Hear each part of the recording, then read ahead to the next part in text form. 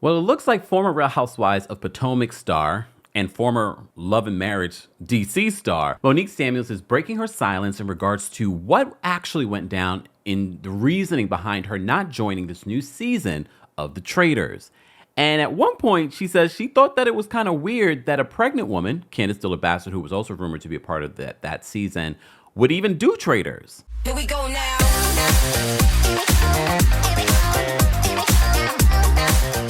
Welcome back to the Kempire channel, your number one source for pop culture news and music, entertainment, reality TV, and so much more. As always, be sure to like this video, subscribe to the channel, and hit that notification bell so you never miss out on breaking news when we go live or when we upload. New York City, if you are in town tomorrow, or will be in town, or you live here in the tri-state area, come to the Kempire After Dark, a live experience. It is our second show at Green Room 42. Tickets are now available. There is a live stream option for our, out-of-state audiences and international audiences. But if you're in New York, come have a good time with me. Let's take pictures. Let's kiki. Let's drop some tea. All of that information in regards to the New York City show will be available in the description, along with our Boston show. Boston, I'll be there next Thursday, literally a week from today. And then I'll be coming to the Dirty South. I'll be coming to Nashville, Tennessee on July 11th. And then I'll be in Atlanta on July 12th. And then later this summer, I'll be in Seattle. Go get your tickets today for the Kempire After Dark live experience. If you enjoy the mix of content that we do here, from pop culture to dropping tea to reality television and so much more.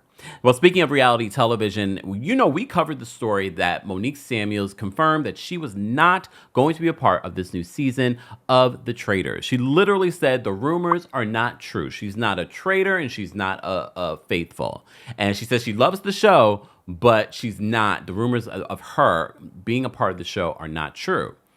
Then it came out, allegedly, the Neighborhood Talk had the exclusive in regards to stating that, well, apparently Candiace was offered to be on the same season as Monique. However, Candiace dropped out, and then production allegedly rescinded their offer to Monique. So Monique was like, oh, what you're not going to do is make it seem like they, took an offer from me. So she came out and offered the Neighborhood Talk a letter saying, well, this is what really happened, that they would not come to terms with the amount of money that I wanted to be on the show. According to Monique, that was the same reason why she did not return for another season of Love and Marriage DC. Well, apparently, look, we already know Monique has divorced Chris Samuels. Chris Samuels is looking great. She's looking great. They seem to have a very amicable divorce, which is fantastic. And it hasn't been messy at all. But she seems to be doing quite well for herself over there. Like whatever, settlement that they came to, and, she has other jobs. She's just like, if you're not going to pay me what I want, I don't need to take it. Well, recently on social media, Monique was asked about what happened with Traitors. So she responded, and this was her response. So let's break down this response. So I'm going to play it and maybe stop it throughout just to give some commentary. All right, so let's take a look at what Monique Samuels had to say about being a part of season 3 of The Traitors. So here's what happened with The Traitors. I considered doing the show. I was really excited about it. Number one, let me back up and just say that I didn't realize that The Traitors was like NBC Universal. I don't watch TV. So when the opportunity came about, my manager reached out and was like, hey, would you want to do The Traitors? And I'm like, what is it? It's like a competition challenge kind of show. And like Fear Factor meets Mind Games and this, that, and that. I was like, oh, that sounds fun. So I was like, okay, cool. I'm interested. Put my name in there. So then I started watching all the old episodes. Then I realized like, oh, this is NBC Universal. Oh, they have housewives on here. Oh, okay. This is interesting. But then still I was down. So, I heard that they wanted me to be on the show. I said, okay, let's do it. We started talking numbers. I was like, for me to go away for that period of time, I need to make sure the money's good. And I also need to make sure, because I have children, I have 3 kids, and I have a home, and I have a dog, and I have a parrot. So I'm like, I got to make sure that it makes sense for me to leave my job for a whole month. Pause. It's not a month. It's maybe like at most, reportedly, like 2 weeks. I believe they're gone for like a little bit over a week, not even 2 weeks. So it's not a month. So I just want to clarify that. All right, let's continue. Or however long it needs to make sense, right? So that was one concern. Then you know how it is with reality TV stuff. It is always last minute. You know, they act like you don't have a life outside of whatever it is they're trying to do. And I just was like, you know what? They're taking too long. If they don't come back with something really soon and respond to whatever, raising their offer and give me some better numbers, then I'm not gonna be able to do it.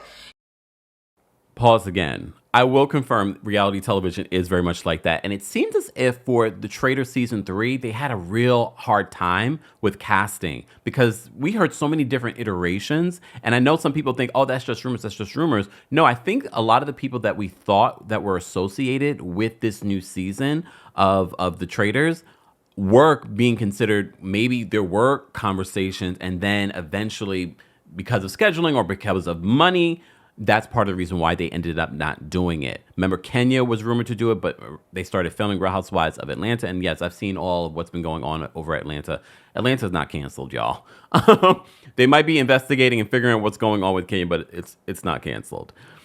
Anyway, so I think there were some casting issues, but the Traitors production, Peacock, your problem probably would be solved if you did a mix of reality TV stars and real people. Go back to season 1. We don't need a housewives full of stars. Yes, we loved to having Phaedra be a part of the Traitors last season, but we don't need an entire cast of housewives and a couple of, Survivor, The Challenge, and things like. No, mix some regular people. The UK is still doing regular people, and it was still very interesting. Anyways. And that's pretty much what happened. But then on the back end, I heard about some shady stuff that was going on. So apparently they were trying to put me and Candiace from RHOP on the Traitors at the same time.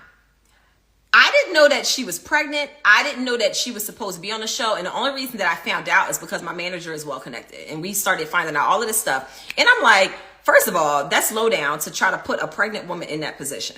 That's jacked up, number one. Second of all, I don't even know why a person that's pregnant would even do that show or want to do that show, because it's a lot of physical challenges and stuff in there. So I thought that was weird.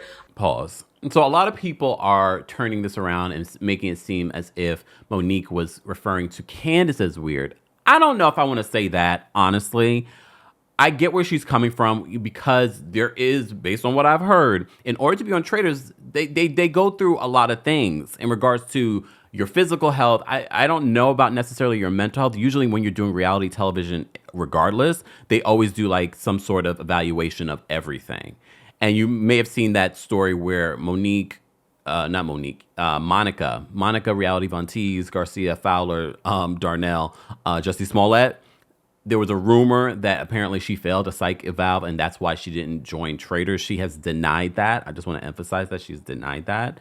But there is elements that go through, and part of what the rumors was that Candiace decided not to do it because of, not just because she was pregnant, but because of the risks that she was facing during her pregnancy, and she didn't want to do any of that.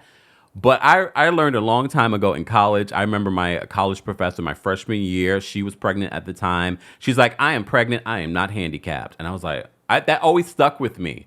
So a pregnant woman could still, maybe she wouldn't be able to do all of the challenges and things like that. But Candiace I still want to see Candiace on the show. I would have liked to see Monique, because I think Monique is competitive, but not on the same season. That production, I'm looking at you guys sideways, because it's not like they just had an argument. These two had a physical altercation. So trying to bring them on the same season and not be transparent about that is shady AF. Okay. Regardless, I'm like, why would you try to take something from a totally different show and try to make it something that could potentially be very nasty? When I watched the first and second season of The Traitors, and I watched the other Traitors, like Traitors UK, all of that, it wasn't about their personal lives. It was more about just the show in itself. And if you get picked as a traitor, and if you're faithful and all of that. And I thought that was so much fun. I actually was really excited about the opportunity and being able to do the show. And hence why I thought that this was a great segue for Phaedra to be on the show, because Phaedra, no matter what show she's on, she's not giving you her real life, her real story. So it didn't matter watching Phaedra on The Traitors. That's why she was enjoyable on The Traitors, because it was about the game. And that's what I do like. I still feel like it would have been awkward to have Candiace and Monique be on this show and not talk about their issues because of how deep those issues were and the legality of it all, the physicality of it all. To have all of that, maybe we probably would have had a sweet moment. Oh, you're pregnant. Maybe they would have, found that sisterhood. But you would have to be transparent about them both doing it.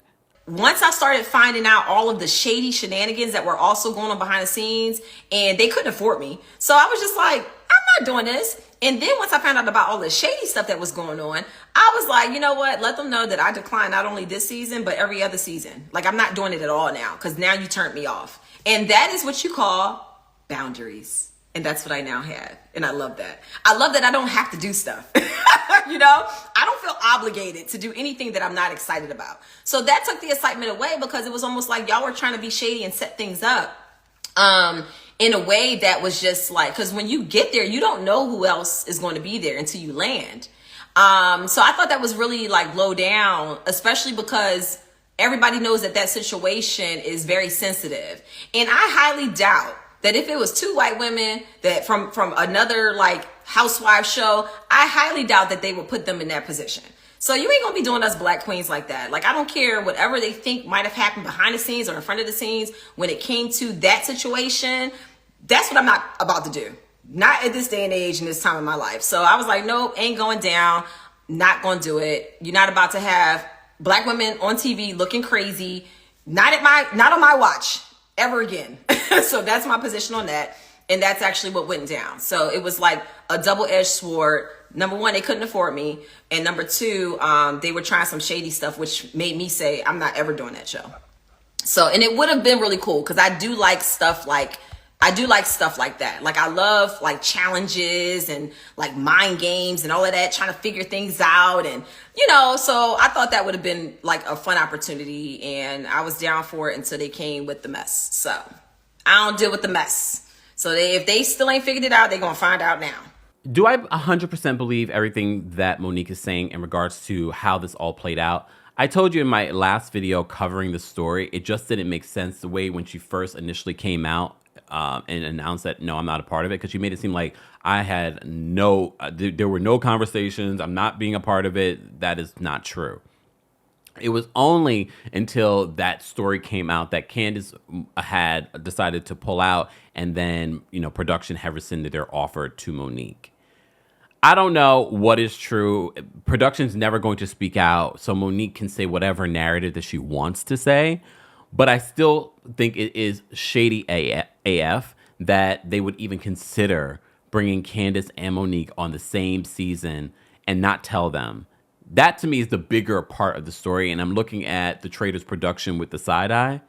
Who is the Traitors production? I need to go look that up. It might be a Housewives production company. Because if it is, then you guys really do know the history. And even if you didn't know the history, Bravo knows the history. And I'm sure Andy Cohen, although he doesn't produce the show, probably knew, oh yeah, these are the people that are being considered for the Traitors. He does know. Because I've heard things. So he does know who's being considered. So I think that, for me, is the bigger part of the story. That, for me, is the weird part. A pregnant woman doing the Traitors? No. Yes, the physicality of it all, but they can make adjustments. Not everyone does all of the physical activities, especially if they don't feel up to it. And just because you're pregnant doesn't mean you can't do some of the physical activities. But Candiace decided to pull from it because she's like, she already went through a journey of trying to get pregnant. So trying to do this challenge, it's not worth it. And then Monique, I wonder if Candiace had found out that Monique was possibly going to be on the season. You gonna try to run up her blood pressure with this situation? They are not in a good place. They have not been since what happened. So I'm looking at production with the side eye and the network with the side eye in regards to doing something like that. Regardless, are you guys excited for the new season of The Traitors? Again, I think they need to go back to doing a mix of reality TV stars and actual real people that we don't know. Just my opinion. I liked season 1. Season 2 was great, don't get me wrong, but that's not because they had a bunch of personalities that were fantastic. They had a select few of personalities. And I think it would make it easier on production and cheaper. Like, look, if speaking from a business sense, you bring in regular people, you're not paying them what you pay someone that's been on reality television and comes with, like Monique saying, I want this particular amount of money. But I guess, that's the U.S.'s obsession with celebrity in reality television. They can't see past that, and this is what they do to the shows.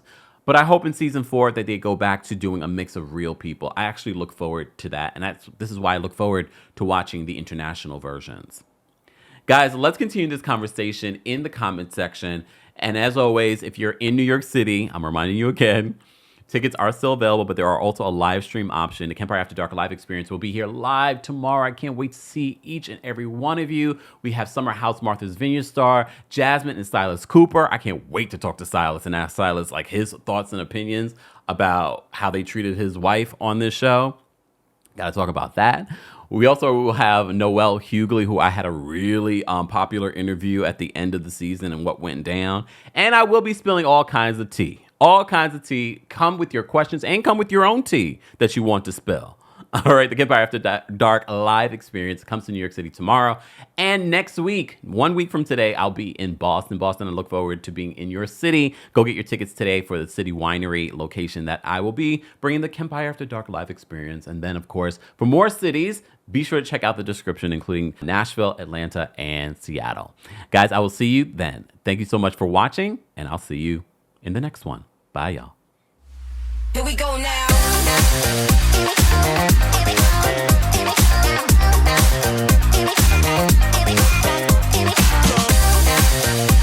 we go.